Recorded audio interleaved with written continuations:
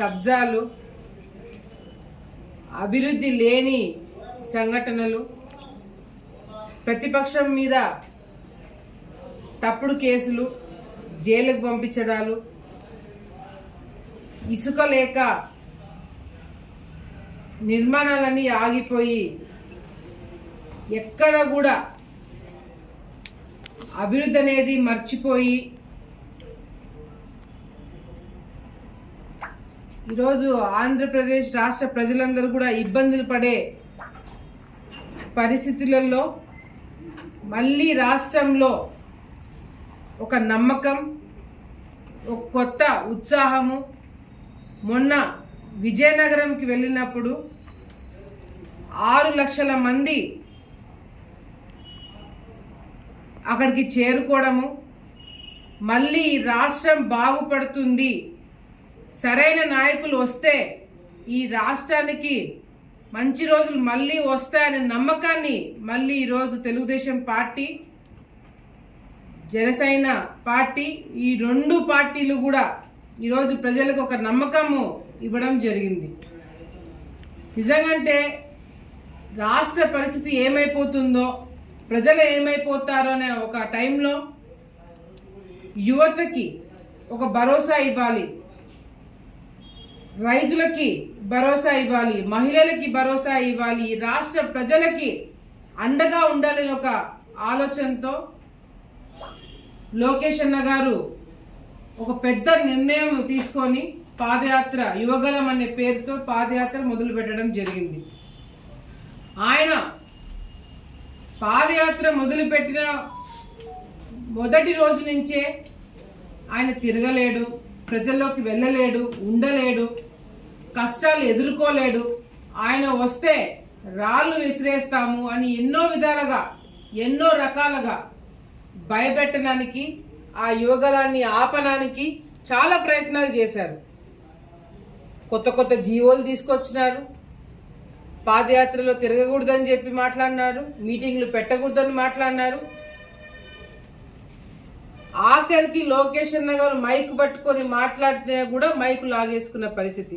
ఎక్కడికక్కడ ఏ నియోజకవర్గానికి వెళ్ళినా ఆ నియోజకవర్గాల్లో సమస్యలు సృష్టించడం జరిగింది. కానీ ఎవరు కూడా ఊహించని స్థాయిలో, ఎవరు కూడా అనుకోని స్థాయిలో ఎన్ని కష్టాలు వచ్చినా, ఎన్ని ఇబ్బందులు వచ్చినా, ఎంత మంది వచ్చినా ఎక్కడ కూడా ఒక్క సెకండ్ కూడా యువగలానికి హాల్ట్ పెట్టకుండా, స్టాప్ పెట్టకుండా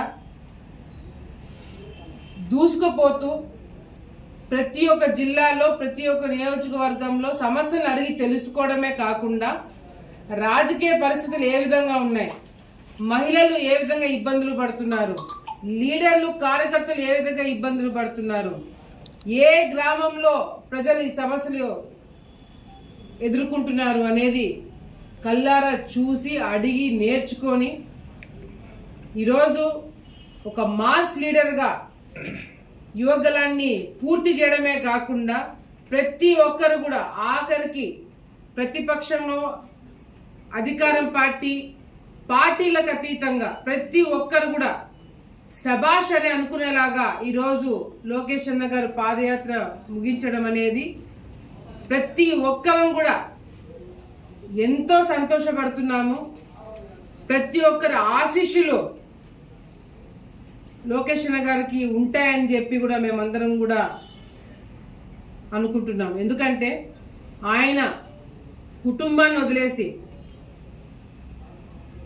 ఇంట్లో వాళ్ళని వదిలేసి కేవలము ప్రజలే నా కుటుంబం అని అనుకొని పాదయాత్ర మొదలుపెట్టి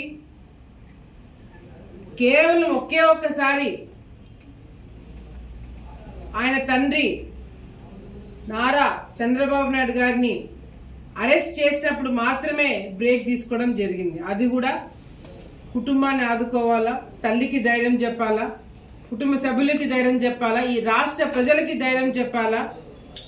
చంద్రబాబు నాయుడు గారిని అక్రమంగా అరెస్ట్ చేసిన విషయంలో తండ్రికి తోడుగా ఉండాలా, ఈ రాష్ట్ర నాయకుడికి తోడుగా ఉండాలా, ఆయనను వెంటనే బయటికి తీసుకొచ్చే విషయంలో బ్రేక్ తీసుకోవడం జరిగింది. నిజంగంటే ఈరోజు చంద్రబాబు నాయుడు గారిని అరెస్ట్ చేసి జైల్లో పెట్టినప్పుడు పవన్ కళ్యాణ్ గారు వెళ్ళి చూసిన వెంటనే, బయటికి వచ్చిన వెంటనే తప్పకుండా తెలుగుదేశం పార్టీతో మేము కలిసి ప్రయాణం చేస్తాము, ఈ రాష్ట్రాన్ని కాపాడతామని చెప్పి డెసిషన్ తీసుకోవడం జరిగింది. అంటే అప్పటికి ఎన్ని సీట్లు ఇస్తారు, ఎన్ని ఎంపీలు ఇస్తారు, ఎవరు ఉంటారు, ఏమి ఇస్తారు, ఆయనకేమి ఇస్తారు, ఏమి మాట్లాడుకోలేదు. ఈ రాష్ట్రం కోసము మాత్రమే, ఈ ప్రజల్ని కాపాడుకోవడానికి మాత్రమే ఆ నిర్ణయం తీసుకోవడం జరిగింది. ఈరోజు ఈ రాష్ట్ర పరిస్థితిని అర్థం చేసుకొని ప్రజలకి అండగా ఉంటూ ముందుకు సాగాలి అంటే మనం అందరం కూడా ఏకం అవ్వాలి అని చెప్పి ఈరోజు అన్ని పార్టీలు కూడా ఏకమవుతున్నాయి. నిజంగంటే మొన్న విజయనగరంలో జరిగిన ప్రోగ్రాం చూసిన తర్వాత లోకేష్ అన్న గారు, పవన్ కళ్యాణ్ గారు, చంద్రబాబు నాయుడు గారు, బాలకృష్ణ గారు, ఇతర నాయకులు మాట్లాడిన తర్వాత నిజంగంటే ఈరోజు వైఎస్ఆర్సీపీ వాళ్ళకి వణుకు పుట్టింది. రేపు పొద్దున వీళ్ళందరూ ఏకమై గెలిస్తే మన పరిస్థితి ఏందనేది ఇప్పుడు వాళ్ళు భయపడే స్థాయికి వచ్చినారు. జగన్మోహన్ రెడ్డి గారు అధికారం పార్టీలో ఉంటూ బ్రహ్మాండంగా మేము పనులు చేశాము, ప్రతి ఒక్క నియోజకవర్గంలో మేము దర్జాగా కాళ్ళు ఎగరేసుకొని తిరుగుతున్నాము, ప్రజలకి మేలు చేశామని చెప్పుకొని తిరుగుతున్న ఈ ప్రభుత్వము దాదాపుగా 60 నుంచి 70 సిట్టింగ్ ఎమ్మెల్యేలు మారుస్తున్నారు. అంటే ఏ స్థాయిలో అవినీతి కార్యక్రమాలు జరిగినాయి, ఏ స్థాయిలో వ్యతిరేకత వచ్చింది అనేది స్పష్టంగా అర్థమవుతుంది. అది మేము ప్రతిపక్షంలో ఉన్న వాళ్ళు మేము చెప్పాల్సిన అవసరం లేదు. స్వయాన ముఖ్యమంత్రి జగన్మోహన్ రెడ్డి గారే ఒప్పుకుంటున్నారు. నిజంగానే ఎమ్మెల్యేలు కరెక్ట్గా పనిచేసింటే, ఎమ్మెల్యేలు ప్రజల్లో ఉండింటే, ఎమ్మెల్యేల ద్వారా ప్రభుత్వాలు ఈరోజు తాలూకాలో బాగుపడింటే, ప్రజలు బాగుపడింటే ఎమ్మెల్యేలు మార్చాల్సిన అవసరం ఉండేది కాదు కదా. ఈరోజు వైఎస్ఆర్సీపీ ప్రభుత్వం టోటల్ ఫెయిల్యూర్ కాబట్టి జగన్మోహన్ రెడ్డి గారు ఈరోజు భయంతో క్యాండిడేట్లను మారుస్తున్నారు. ఈరోజు ఏమేం మాటలు చెప్పినారు, ఎన్నెన్ని మాటలు చెప్పినారు, రైతులు బాగుపడతారు, రైతులు బాగుపడతారని చెప్పి రైతులను ఈరోజు ముంచేసి వాళ్ళ ఆత్మహత్యలు చేసుకున్న స్థాయికి ఈరోజు రైతులను తీసుకొచ్చారంటే ఆ ఘనత వైఎస్ఆర్సీపీ ప్రభుత్వానికి దక్కుతుంది.